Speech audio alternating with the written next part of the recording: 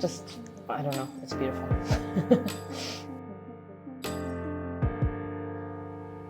How do you envision the future of reporting and media freedom? I think it's clear that the old system is broken and has discredited itself. And the readers, the consumers of information have become extremely well-informed with the internet and more demanding. And that means that it's an opportunity. You can see it in a negative way and say, that the press has gone into a terrible direction, or you can say actually the consumers of information have become a lot more informed themselves and so are able to discern the difference. And so that means there's a market for good information, and that there's also that supply has to meet that demand. And I think that's already started happening. Well, what they call legacy media is completely crushed. I notice in the EU has introduced digital safety, which is the opposite. So it's unsafe for the distribution of information that is verifiable and truthful. In the United Kingdom, they're even contemplating outlawing the capacity to encrypt private and commercial correspondence on the internet. So it indicates to us that these states have become deeply insecure in their circumstance and standing, and this insecurity is founded upon their own actions. We see, for example, Germany has had a 28% decline in its manufacturing index. This is cataclysmic, and Germany being the engine of the European Union, the manufacturing engine. Consequently, the insecurity that this brings about in state administration and the resistance that people feel to the circumstances that are no responsibility of theirs, but are in fact state fiats, has brought about a circumstance where the states attempt to repress all information in every direction, except that information that they consider services the states themselves and their particular interests, and the EU and its particular interests. The strata of genius that brought about the internet is exemplified in Bitcoin and Tether and other cryptocurrencies, and in Julian Assange's magnificent techniques of accumulating information, holding it for the public to participate in, and as a consequence, information becoming knowledge. I can't make that point strongly enough, that information becomes a knowledge upon which you can found your family's actions, your own actions, and the actions of your community, and participate in policy formulation. Considering all that Julian has been through, do you still hold hope that he will eventually receive the justice he truly deserves? Well, Julian's imprisonment is a grave injustice. He's been in prison now for 4.5 years. Before that, he was also arbitrarily detained since 2010, since these publications about Iraq and Afghanistan, Guantanamo Bay, for which he's being prosecuted. The fact that they have gone so far as to put him in prison is a sign of how effective and how impactful his work has been. And although every day that he's in prison is a the injustice gets greater. I think we have to see it from the perspective that WikiLeaks and Knowledge and Truth won, and then there was a backlash. It's not that there was a failure, it was that there was a triumph, and that triumph no one's going to take away. Of course, Julian's freedom is the ultimate triumph, and the world has come to realize that his fate, that what is being done to him, is one aspect of the authoritarian push that has overcome the world in the last over the last 10 years, I'd say, or 12 years. Basically, tracking what's happened to Julian has gone along with a dismantling of citizenship, of in every aspect, from our ability to communicate freely, to speak freely, to our ability to transact. The banks, there was never freedom to transact, but the banks have essentially become an arm of the state. They police, and they have a new role to snitch on their clients to the state, and then fear regulation. And so it's a three-way relationship rather than a two-way relationship. So just in every single aspect, we have become weaker in terms of the kind of traditional rights and so on. But at the same time, there is the emergence of the Bitcoin culture, the Bitcoin community, and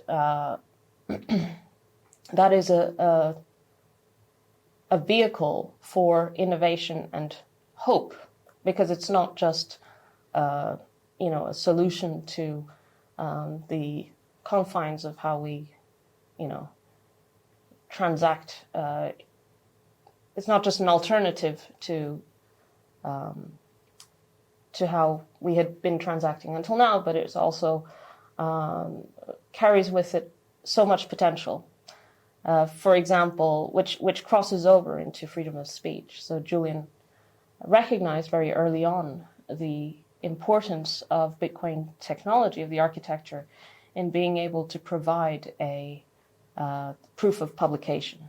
And this was always a problem in terms of rewriting history or controlling the narrative, that when those who want to control the narrative have the ability to basically doctor the record, then the public at large is lost and is able to be manipulated. And of course, Bitcoin technology provided a solution to this. Cryptography provides a solution to this and allows the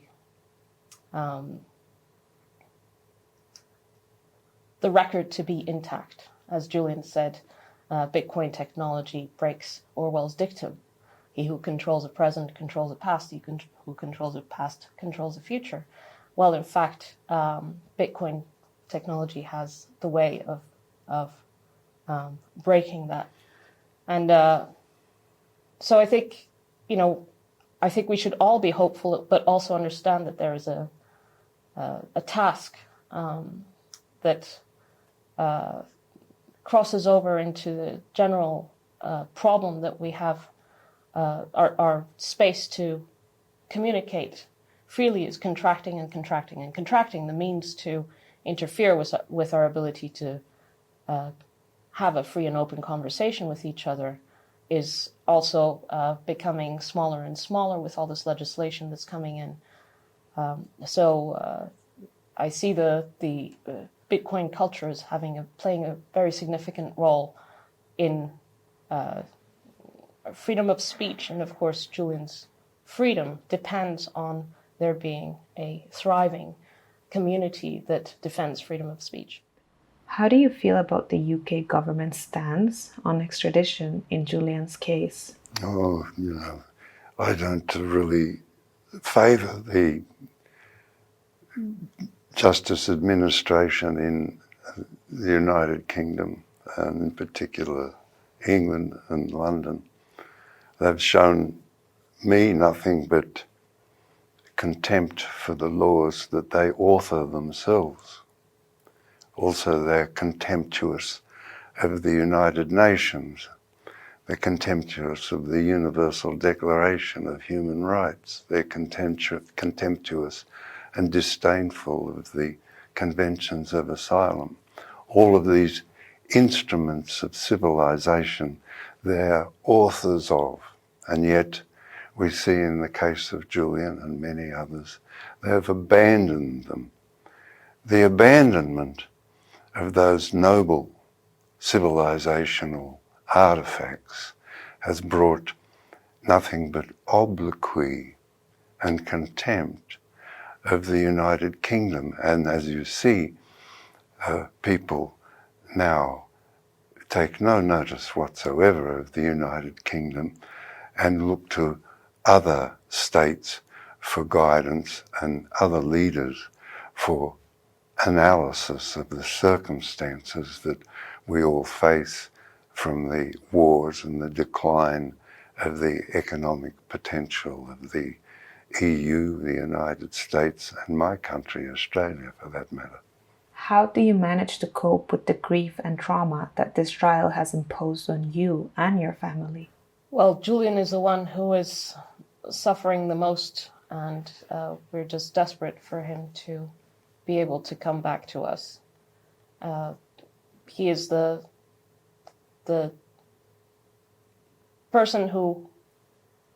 one person who should never have been in prison, I think. Of course, he's a hero, and he's being punished for the good things that he has done, which is upset the powerful, and they want to make an example of him. But also his character, his disposition, is one of constantly seeking knowledge. He's passionate about finding the truth, understanding phenomena, history, institutions. And so putting him in prison is the worst place you could possibly put him, because he is cut off from the outside world. And we are really aware of this, and so me and his friends and John and so on, we send him information as much as possible to try to feed his hunger for knowledge. But